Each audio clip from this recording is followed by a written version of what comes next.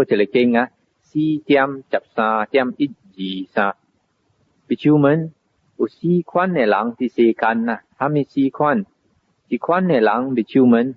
ลีคุยยกห้อยลีคุยออกเอเจงเฮง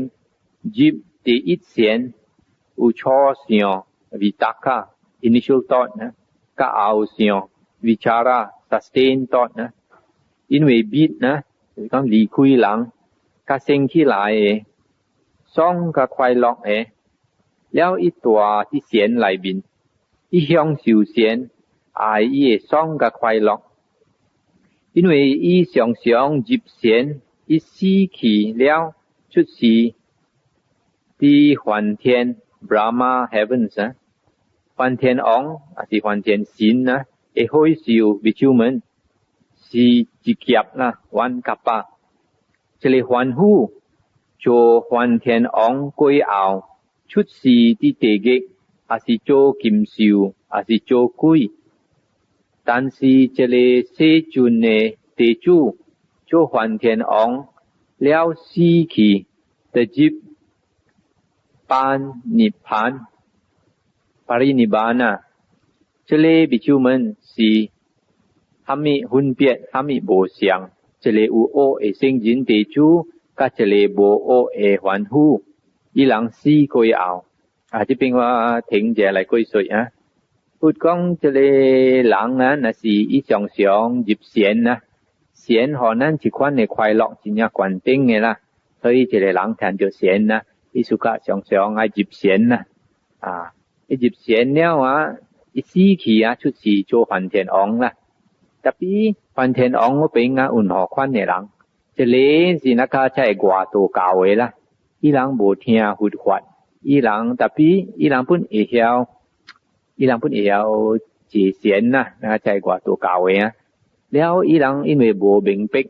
หุดขวัดนะอีหลัง谈到这里闲呐一想这里闲呐是第一关定了啦บ่คักกวนนะแล้วอีหลังบ่เข้าใจซิวละแล้วซีแล้วนี่อีหลังได้โลกขี้คอไอ้โตละ但是หุดก้องอีเตจู有听佛法呢有了解佛法呢死做梵天王了死的时伊人的入这里般นิพพานนะ般นิพพาน是ปรินิบานะปรินิบานะนั้นตึงหลังแฉะคัดสิคัดจีหลังไอ้ก้องไอ้หยิบนิพพานนะอากูไอ้ก้องนิพพานนะเจ้าเจ้าเสียอีคัดเตียวสินิพพานนะนิพพานtapi 这里นิพพานนะอยู่หนอควันนี่ล่ะนะสิถ้ากะฮูดเตจูกะฮูดอันนั้นควันนะอีเจเสียนนี่สิอีเจอีเสียนที่กวนนะเก่ากะ这里นิพพานนี่เก่งกายอี这里เสียกะอีกำกะโซถึงกี่ล่ะถึงกี่แล้วอีซอนะกะ那个这精神停的那款呐这里是这里涅槃的境界啦已精神停啦但比这里是入涅槃นะ是นะก็พูดเตจูก็พูดนะหยิบดีแก่ชิดจิตนะชิดจิตแล้วอีก็ฉุดล่ะอีฉุดสิอี精神ก็ตัวตุ้ยไหนล่ะ所以这里精神นะ不是讲无停的นั่น是精神นะ那是这里หลัง修个那个พูดก็เตจู那款นะเก่าก็那讲伊人修个真正管的时伊的精神会停的啦แล้ว这里般นิพพานนี่บ่像啥物般นิพพาน是อียิปต์แล้วอีบ่ตุตุ้ยไหน那个ฮูด个เตจูล่ะกูนี้รู้นะน่ะสิอุเทียว่าก้องจะเลยสังอิงปอยเก่งอุจะเลยอรหันต์อีจูสัตนะจูสัตแล้วอาบอยจะเลยฟันเทนอองไปช่วยป่วยหลายป่วยขี้ไปช่วยแล้วฮูดก้องพูดกับเตจูก้องลึกว่าจะเลยหุนป่วยหลายป่วยขี้จะเลยสิฟันเทนอองอีไปช่วยจะเลยอรหันต์ในจริงศีลแต่พี่ฮูดก้องช่วยเบเตียวอรหันต์ในจริงศีลเบียดแล้วถึงแล้วฮูดปุ้นเสียงละนี่น่ะสิจิบจะเลยปานนิพพานในสิจิบแล้วไอ้จริงศีลก็แล้วถึงทีละช่วยเบเตียวแล้ว所以ฮูดเบตุ้ยไหนแล้วไกอรหันต์เตจูปุ้นสิเบตุ้ยไหนนะ所以จะเลยสิปานนิพพานนะที่จิบแล้วบ่ใจตุ้ยไหนนะ了这个经过讲啊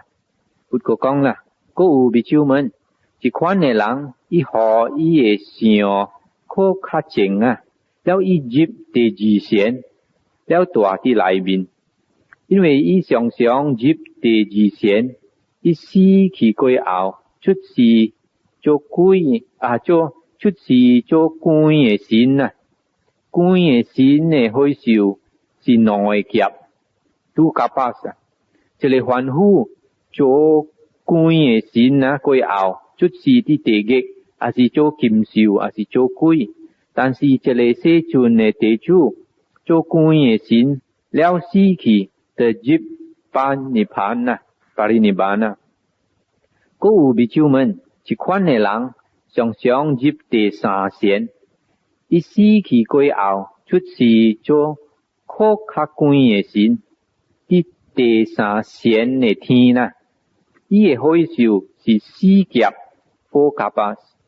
这个凡夫做这个第三善的天人死去过后出世伫地狱还是做金兽还是做鬼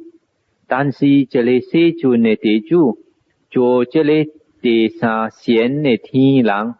死去过后就入般涅槃第四款的人常常入第四善伊死去过后出世做第四善的天的人伊的岁数是500劫500甲巴这个凡夫做这个第四善的天人死去过后出世伫地狱还是做金兽还是做鬼但是这个世尊的地主做这个第四善的天人死去过后就入般涅槃这个比丘们是虾米分别虾米无相这个有学的圣人地主甲这个无学的凡夫伊人死过后这个经บัด读แล้ว这个经的意思是讲若是这个人伊有对佛法呢伊有学佛法呢啦伊结善啦谈着善了巴利จิตนะ伊做梵天王啦做梵天王แล้ว死去伊无讲退步的啦无讲落来去考的道的伊直直进步到甲伊入这个般涅槃啦但是这个人那个外多高呢看呢伊人无学伊人入这个善啦แล้วก็เด้ง去做梵天王直直伊人ก็会落来这个考的道啦tapi有那时有的人伊人无了解这个经伊人爱讲所以讲这个善无需要虾米伊人爱讲这个人这善无用啦有这善了巴利จิต都去做梵天王了ก็จะไปโลไหลขี้ข้อไอ้ตัว这个无影这个是那讲外多高呢的人呢啦伊人无了解佛理伊人自善本无虾米用啦巴利จิตก็会โลไหลtapi咱对佛理咱了解佛理แล้ว咱自善无相咯佛讲咱进步直直进步直直管无โลไหลข้อไอ้ตัว啦